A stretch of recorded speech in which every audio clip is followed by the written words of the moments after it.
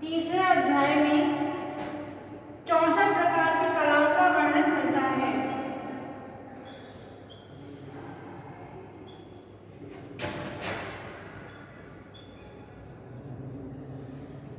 वात्स्यायन कामसूत्र यानी कि वात्स्यायन का जो ग्रंथ है वो कामसूत्र नामक ग्रंथ है और इसके तीसरे अध्याय में 64 प्रकार की कलाओं का हमें वर्णन मिलता है। अब कामसूत्र का चौथा अध्याय है।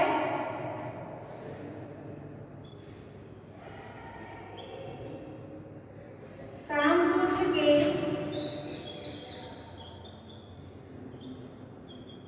चतुर्थ अध्याय में आलेखन के वर्णन किया गया है। इसका है आलेखन का।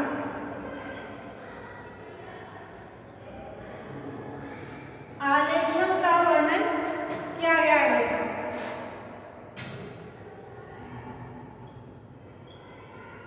आलेखन का क्या अर्थ है?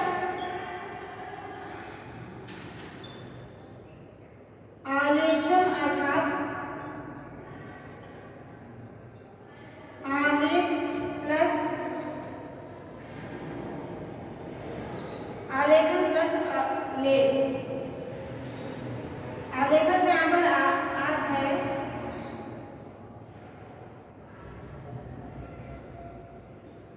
अलंकरण प्लस लेख, जिसे हम क्या बोलते हैं? आलेखन।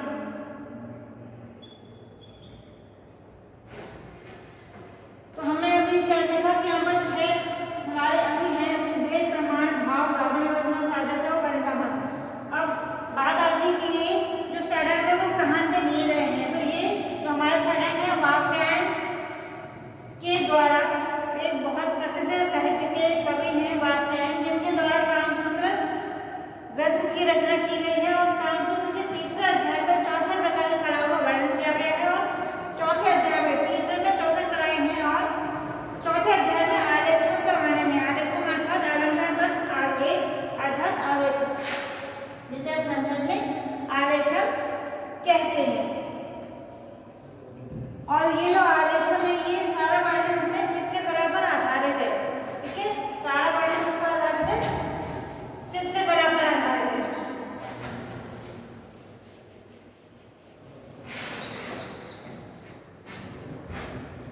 जिसके अंतर्गत 6 अंगों पर विचार किया गया है। ये जो 6 अंग हैं इन पर विचार किया गया है। और इस ग्रंथ के टीकाकार, ग्रंथ के टीकाकार कौन है? यशोधर पंडित। टीकाकार कौन है? यशोधर पंडित।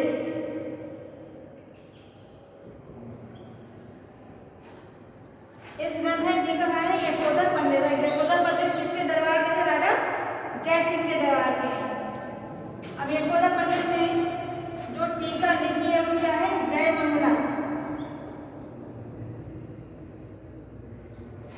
यशोधर पंडित की जो टीका है वो क्या है? जय मंगला। और जय मंगला यशोधर पंडित ने लिखा हुआ है। ठीक है, अब यशोधर पंडित किस राजदरबार के थे? किसके राजदरबार के थे? राजा जयसिंह।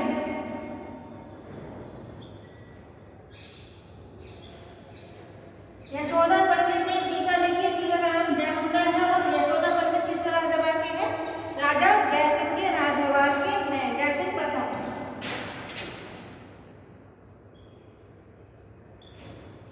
जयसिंह प्रथम के राजदरबार के कवि हैं। राजा जयसिंह का जो समय है 11वीं से 12वीं सदी बताया जाता है। 12वीं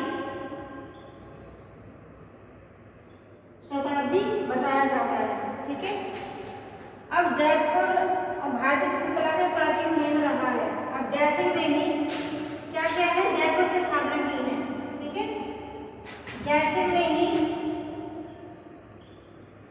जयपुर की स्थापना की है।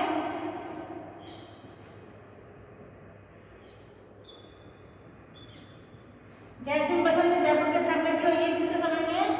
कब के हैं? ये 11वीं से 12वीं शताब्दी के काल में है। और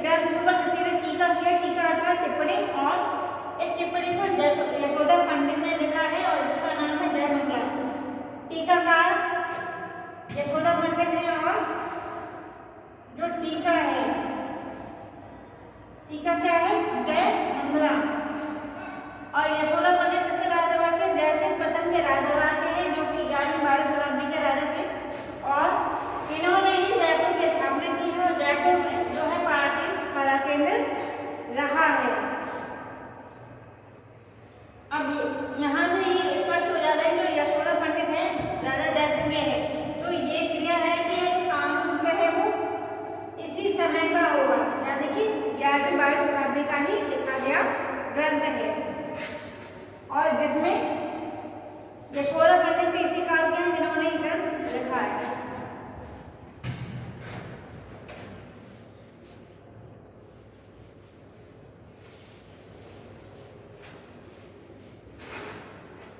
ठीक है, अब कामसूत्र में जो 6 अंग हैं इनको जो वर्णन किया गया है, इनका जो चित्रांकन है वो किन किन गुफाओं में हम देख सकते हैं। तो गुफा में जो चित्रांकन हुआ है कौन सी गुफाएं हैं? अजंता, एलोरा, बाग,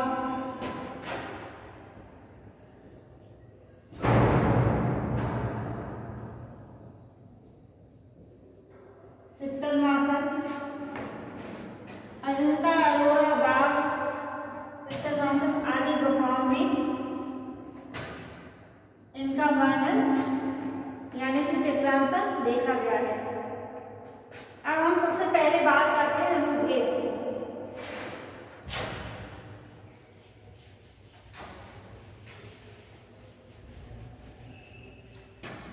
सबसे पहला पॉइंट है हमारा रूपभेद।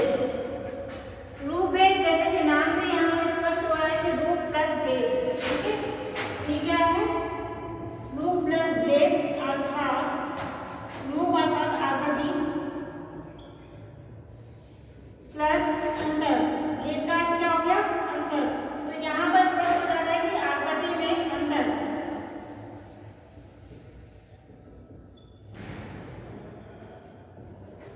रूप भेद का क्या अर्थ हुआ? रूप प्लस भेद, जिसमें हम रूप को क्या कहते हैं? आकृति, आकृति प्लस अंतर, तो क्या हो गया? आकृति में अंतर। तो यहाँ हम देख सकते हैं कि एक ही रूप होता है जबकि उनमें अलग अलग भेद हम देख सकते हैं। अब इसका ज्वलंत उदाहरण क्या हो सकता है कि हम लोग अपनी जो फैमिली फोटो देखते हैं, फैमिली फोटो में एक जो लेडी है या पुरुष है, जो भी आप किसी को भी ले सकते हैं उदाहरण के लिए, तो वो किसी के लिए पिता है, किसी के लिए भाई है, किसी के लिए पति हैं और किसी के लिए बेटे हैं। तो यहाँ पर इस प्रकार से एक ही व्यक्ति का अलग अलग व्यक्ति से कैसे संबंध अलग अलग हो जाता है और उसका रूप जो भेद है, रूप है सबके लिए अलग अलग है। तो इससे हम समझ सकते हैं रूपभेद क्या होता है। ठीक है, अतः एक ही रूप से अन्य रूप का अंतर या भिन्नता प्रदर्शित करने का नाम ही रूपभेद है। जैसे हम क्या कह सकते हैं? अतः एक ही रूप से अन्य रूप का अंतर क्या है? एक ही रूप से अन्य रूप का अंतर प्रदर्शित करना ही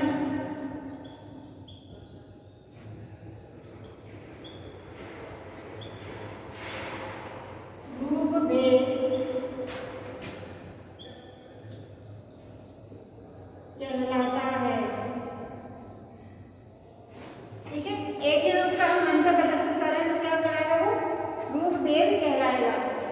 अब जब हम किसी वस्तु को देखते हैं, ठीक है, नेक्स्ट हमारा जो इसको हम किस तरह समझ सकते हैं कि अगर हम किसी वस्तु को देख रहे हैं तो उसकी आकृति हमारे मस्तिष्क में अंकित हो जाती है। ठीक है, अगर हम किसी वस्तु को देख रहे हैं, या मेज है या टेबल है या फिर कोई व्यक्ति है या पशु है या पक्षी है, हम किसी भी चीज को देख रहे हैं तो उसकी आकृति क्या होती है? हमारे मस्तिष्क में अंकित हो जाती है। अब अंकित होने के बाद उसको हम 3 प्रकार से देख सकते हैं। ठीक है, रूपभेद को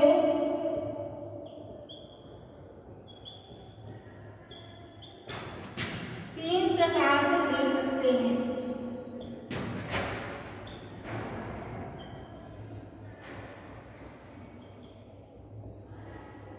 तीन प्रकार से किस तरह से देख सकते हैं? पहला है हम कैसे देखते हैं, देखने का माध्यम क्या है? तो क्या है? नेत्रों के द्वारा। नेत्रों के द्वारा देखते हैं। ठीक है, दूसरा हमारा ज्ञान शक्ति के द्वारा।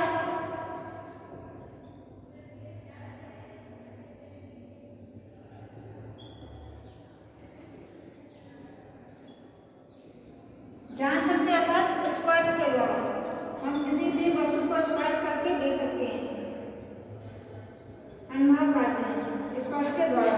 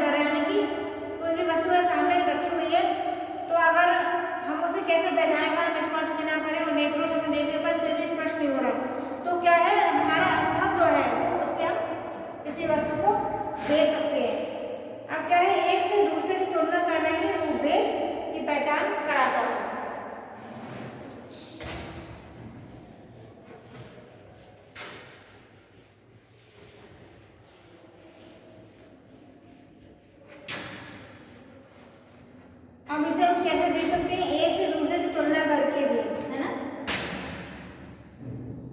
एक से दूसरे की तुलना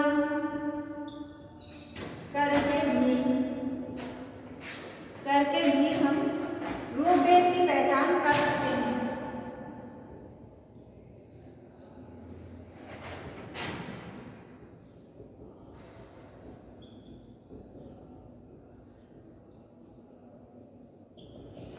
ये हो गया हमारा रूप भेद। अब नेक्स्ट हम करते हैं प्रमाण।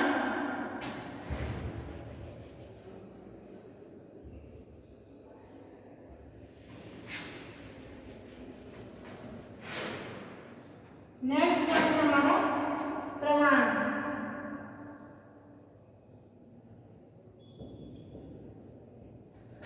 अब प्रमाण से हमारा क्या तात्पर्य है, प्रमाण से तात्पर्य है नाप, मात्रा या अनुपात।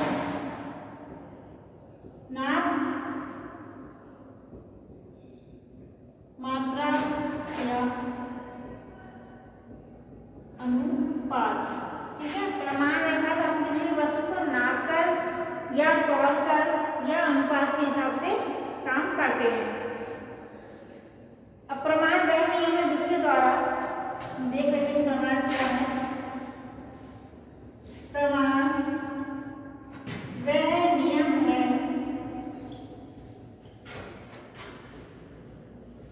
जिसके द्वारा हम क्या करते हैं, किसी वस्तु को माप सकते हैं, जिसके द्वारा हम प्रत्येक वस्तु की, जिसके द्वारा हम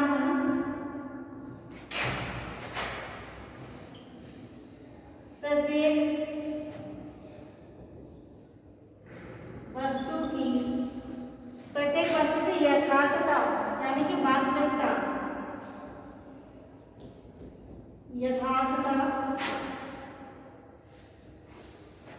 यथार्थता प्रमाणित कर सकते हैं।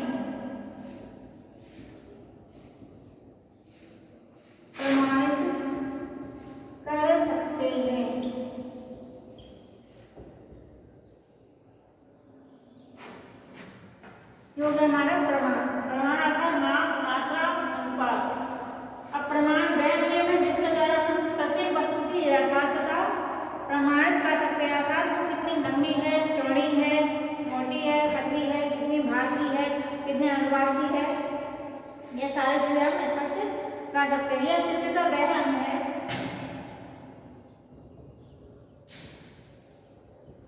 चित्र का वह अंग है, यह चित्र का वह अंग है जिसके द्वारा हम किसी भी वस्तु में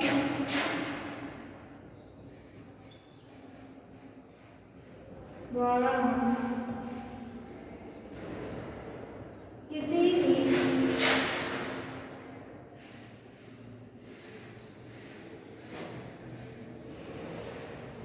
वस्तु की लंबाई, चौड़ाई तथा ऊंचाई या मोटाई,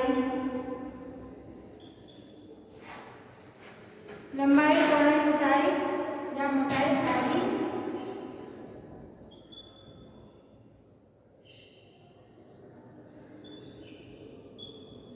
देख सकते हैं, ठीक है। प्रमाण वह है जिसके द्वारा हम लंबाई, चौड़ाई, ऊंचाई आदि देख सकते हैं। अब प्रत्येक जो कलाकार है वो पर्याप्त प्रमाण शक्ति का होना, उसे ज्ञात होना, पता होना चाहिए।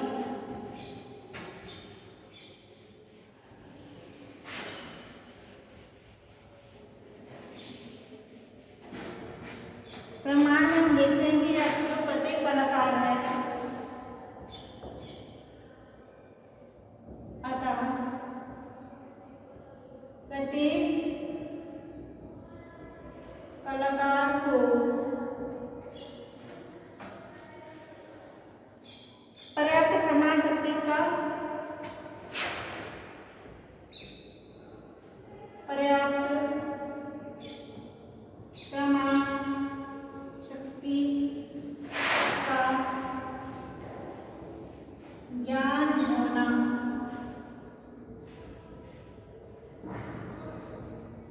आवश्यक है। ठीक है, जो प्रमाण है प्रत्येक कलाकार को पर्याप्त उसका ज्ञान होना आवश्यक होता है। प्रमाण वह शक्ति है जिसके द्वारा बड़ी से बड़ी प्रमाण वह शक्ति है जिसके द्वारा बड़ी से बड़ी तथा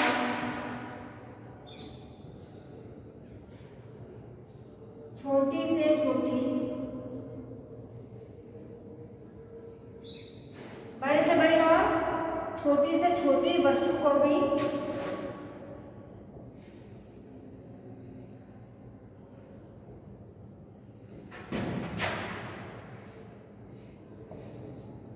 नापा जा सकता है।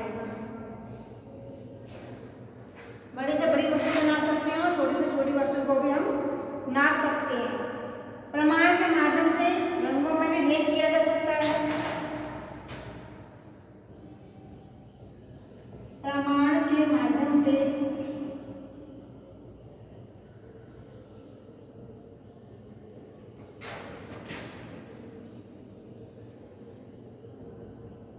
रंगों में भी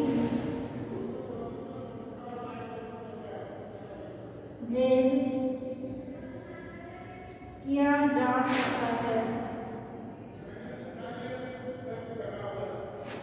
ठीक है, यानी कि जो वस्तु दूर है, दूर की वस्तु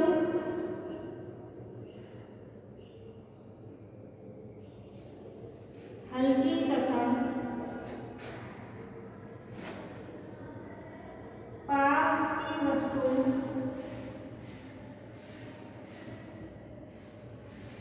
गहरे रंग में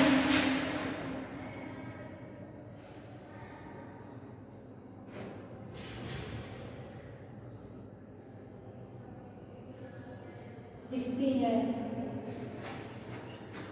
अब प्रमाण के द्वारा क्या है, प्रमाण शक्ति प्रत्येक कलाकार को पता होनी चाहिए और प्रमाण वह शक्ति है जिसके द्वारा हम बड़ी से बड़ी और छोटी से छोटी वस्तु को नाप सकते हैं और इसके माध्यम से हम रंग में भेद कर सकते हैं। अगर हम जैसे देखते हैं कि दूर जाती हुई वस्तु, अगर दूर है वस्तु तो उसका रंग थोड़ा हल्का दिखाई देगा, जैसे जैसे दूर हो जाएगी वैसे उसका रंग हल्का होता जाएगा और वो जो वस्तु जितनी पास है उसका रंग उतना ही क्लियर हमें दिखाई देगा। ठीक है, तो प्रमाण के माध्यम से हम पशु पक्षी की भिन्नता भी देख सकते हैं। ठीक है,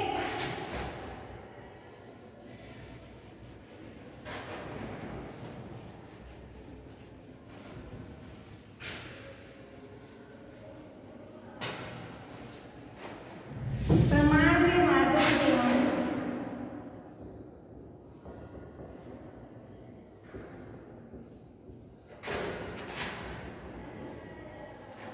पशु पक्षी की भिन्नता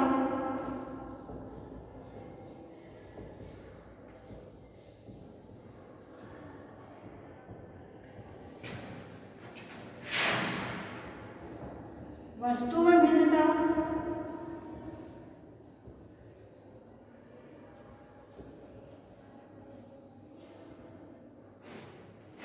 पशु पक्षी की भिन्नता, वस्तु में भिन्नता, मानव आकृति में भिन्नता,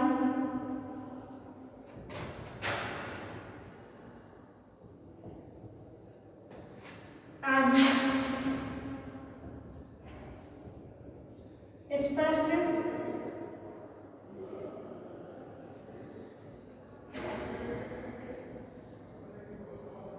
देख सकते हैं। ठीक है,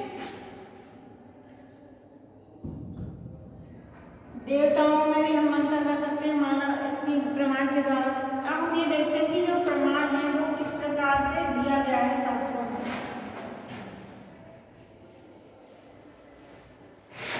प्रमाण की जो माप दी गई है,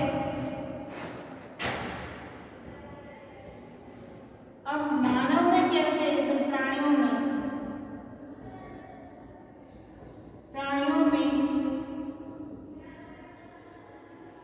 मानव या असुर देव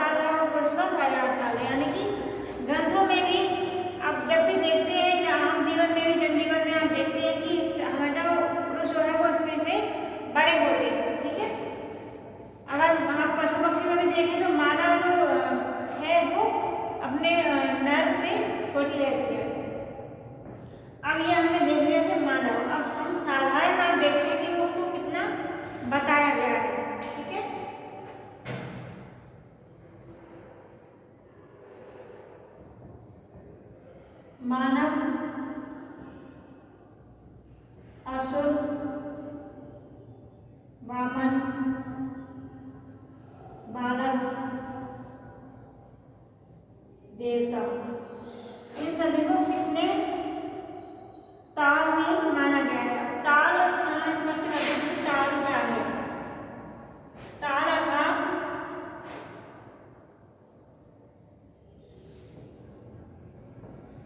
एक अंगुल।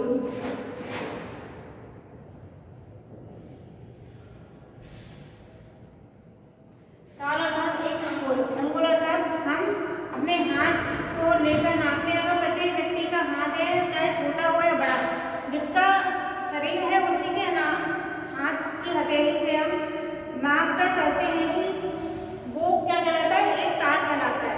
एक तार अर्थात जैसे हम अपना चारा नाप रहे हैं तो थोड़ी से लेकर माथे तक वो एक ताल कहलाता है।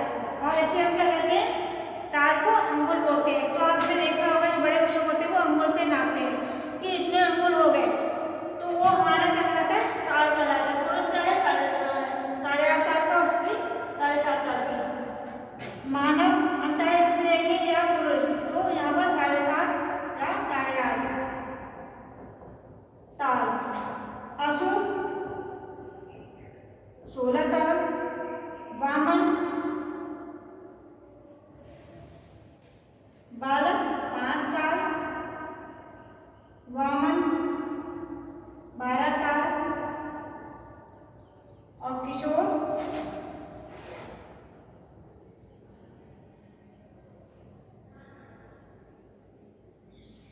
अर्थात जो देवता है उनको आप जब भी देखेंगे तो देवताओं को किशोरों की बातें दिखाई जाती है, यानी कि 16 वर्ष की अवस्था का दिखाया जाता है। तो यहाँ पर हमारे जो वामन है, वामन 8 ताल और देवता 12 ताल का हमारा वर्णन है विष्णु भगवता पुराण के अंदर। ठीक है, तो ये नाप दी गई है। अभी इसी हिसाब से पशु पक्षी में भी नाप है, पेड़ पौधों में भी नाप है। तो हमारा जो प्रमाण है वो माप कहलाता है। माप अर्थात प्रत्येक वस्तु को हम माप कर बना सकते हैं और बनाना चाहिए। अगर वो अनुपातहीन है या माप के अनुसार नहीं बनाई गई है तो उसका वस्तु की आकृति का कोई महत्व नहीं रह जाता है। हम नेक्स्ट वीडियो में पढ़ेंगे भाव तथा लावण्य।